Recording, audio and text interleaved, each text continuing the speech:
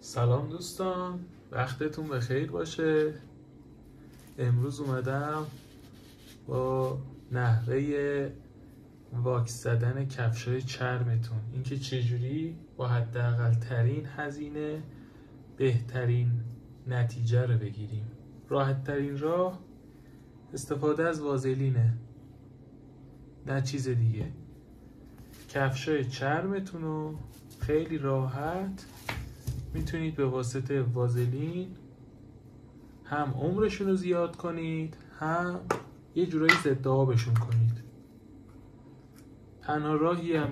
تنها کاری هم که بخواید بکنید اینه که یه مقدار وازلین بزنید و اینو پخشش کنید. اینجوری هم عمر کفشتون میره بالا، همین که کفش چرمتون ضد آب شده. البته توجه داشته باشید قبل از اینکه بخواید اینو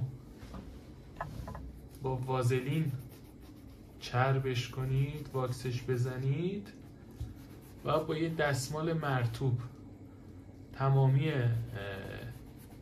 گرد و خاکاشو بگیریم، بذارید خوش بشه، بعد اینجوری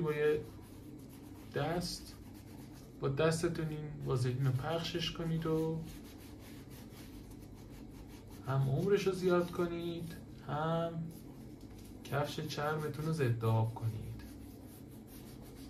من این انجام میدم و در نهایت نتیجه رو باهاتون به اشتراک میذارم.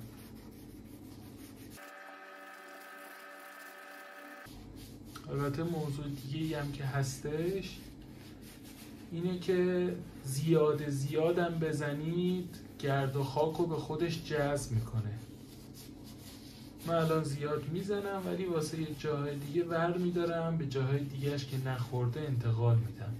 پس اینو حتما در نظر داشته باشید.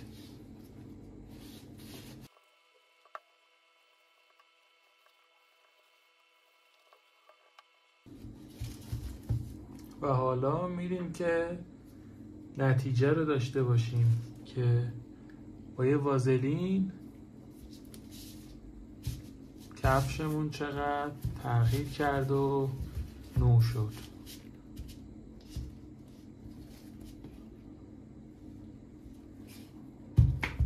ممنون میشم اگه این ویدیو براتون مفید بوده حتما کانال منو حمایت کنید. ممنونم دوستان.